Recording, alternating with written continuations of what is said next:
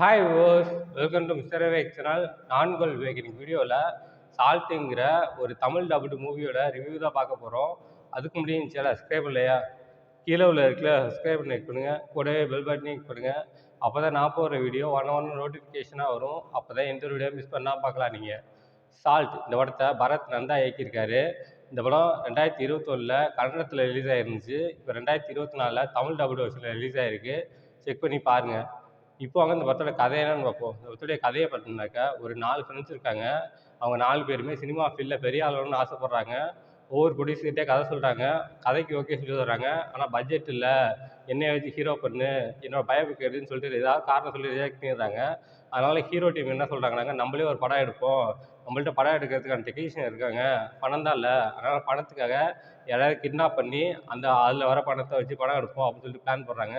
கடைசியில் யாரை கிட்னாப் பண்ணுறாங்க, அவங்களுக்கு படம் கிடச்சிச்சா, படம் எடுத்தாங்களா, இதுக்கப்புறம் நடந்த சுவாரஸ்யமான விஷயங்கள் தான் படத்தோட மொத்த கதையே. இந்த படத்தோட ரன் டைம் பார்த்தோம்னாக்கா 1 hour 56 minutes இருக்குது. இந்த படம் பார்க்கறதுக்கு முன்னாடி படத்தோட போஸ்டர் பார்த்தேன். ஒரு கார் நடுவில் போகும், லெஃப்ட் சைடில் 2 பேர், ரைட் சைடில் 2 பேர் இருப்பாங்க. படம் பார்த்தோன்னா இது பார்த்தோன்னா ஒரு கேங்ஸ்டர் மூவி போல் இருக்குது. போஸ்டர் வச்சு நான் கெஸ் பண்ணேன். ஆனால் படம் பார்க்கும்போது அது இது ஒரு காமெடி மூவின்னு. இந்த படத்தில் சால்ட்டுன்னு பேர் வச்சுருக்காங்க. ஏன் பேர் வச்சாங்கனாக்கா, இந்த 4 ஃப்ரெண்ட்ஸோட ஃபஸ்ட்டு லெட்டர் தான் சால்ட்டுங்கிற பேர். இந்த படத்தில் 4 ஃப்ரெண்ட்ஸு இருப்பாங்க. 4 பேத்துக்கும் ரொம்ப திறமையாக இருக்கும் சினி ஃபீல்டில். ஒருத்தர் டேரக்டர் ஆகணும், ஒருத்தர் ஹீரோ ஆகணும், ஒருத்தர் காமெடியன் ஆகணும், ஒருத்தர் கேமராமேன் ஆகணும்னு சொல்லிட்டு அவங்கவுங்க ஃபீல்டில் அவங்கவுங்க திறமையாக இருப்பாங்க. பட் அவங்களுக்கு சான்ஸ் தான் கிடைக்காது. ஒவ்வொரு ப்ரொடியூசர்கிட்டே சான்ஸ் கேட்டு அலைவாங்க. கதைக்கு ஒக்க சொல்லுவாங்க, என்கிட்ட பட்ஜெட் இல்லை, என்னோட பயோபிக் எடு, என் பையனை ஹீரோ வச்சு எடு அப்படின்னு சொல்லிட்டு ஏதாவது ஒரு சொல்லிக்கிட்டே இருப்பாங்க. அதனாலேயே அவங்களுக்கு ரொம்ப வெக்ஸ் ஆகி அவங்களே ஒரு படம் எடுக்கலாம் அப்படின்னு சொல்லிட்டு பிளான் போடுவாங்க. யாராவது கிட்னாப் பண்ணி பணத்தை ரெடி பண்ணுவோம் அப்படின்னு சொல்லிட்டு பிளான் போடுவாங்க. கடைசியில் அந்த கிட்னாப்பை சக்ஸஸ்ஃபுல்லாக முடிச்சாங்களாங்கிறது அந்த படத்தோட கதையாக இருக்கும். இந்த படம் வந்து காமெடி படமாக எடுத்திருக்காங்க. படம் ஃபுல்லாக பார்த்தா எனக்கு சிரிப்பே வரல. ஒரே நேரத்தில் மட்டும் தான் எனக்கு சிரிப்பு வந்துச்சு. இந்த 4 ஃப்ரெண்ட்ஸும் போலீஸில் மாட்டிப்பாங்க. சட்டை இல்லாமல் பேண்ட்டோட வச்சு அடிச்சிட்டு இருப்பாங்க. வில்லன் வருவான்.